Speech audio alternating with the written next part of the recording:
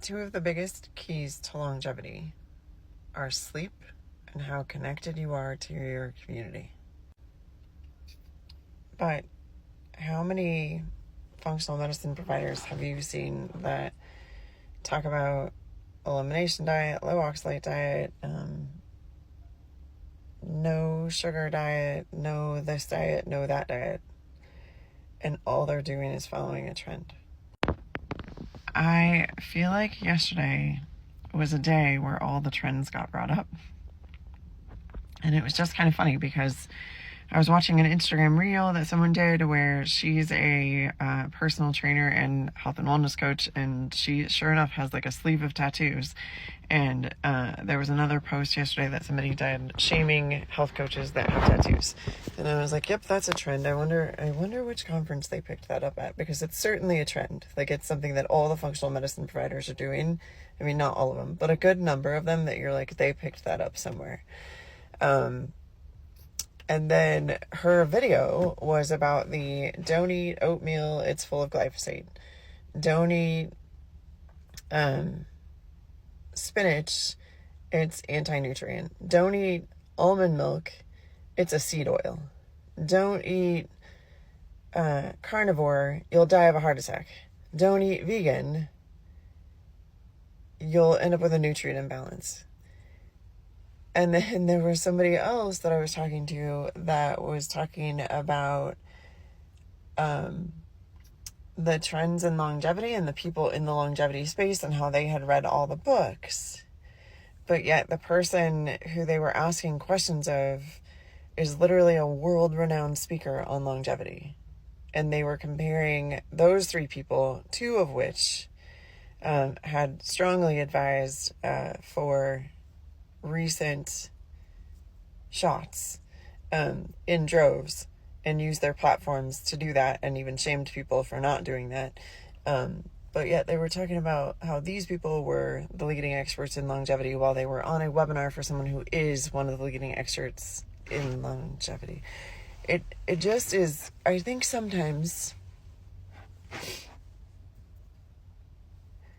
we have to remember that there's a basic level, and we need to start with the basic level. The very basics. It's pretty simple. Get somewhere between 7 and 9 hours of sleep. Get at least 90 grams of protein a day.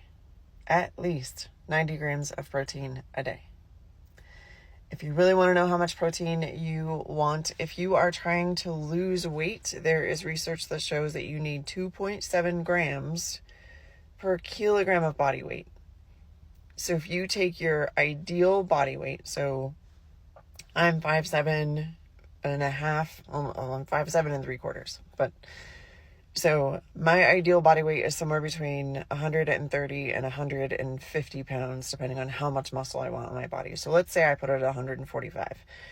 145 times 1.26 means that I need 187 grams of protein a day to lose weight. If I just want to maintain, I need to take my body weight times 0.9, which puts me at 133 grams of protein a day.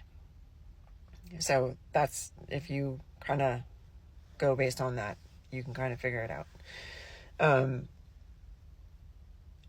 So sleep 7 to 9 hours, get somewhere between 90 and 180 grams of protein a day. 180 is a lot. It's really hard to hit. And then eat real food that you have made in your home that is not loaded with sugar every day. That's it. That's the basics. Of course, there's things on like hydration, right? So you need to make sure that you're hydrated. And depending on how dry the climate is, you need somewhere between 80 and 120 ounces of water a day.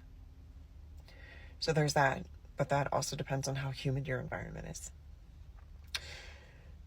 And then, how are you connecting to your community every day? Just like there are trends in traditional Western medicine there are trends that you're getting sucked into in functional medicine that you need to find a way out of, because you're supposed to be the one that's critically thinking to help your clients get to the root cause and help them get better. If you're following every trend, you're not helping your client, you're jumping from trend to trend and doing the same thing that everyone else has done with them.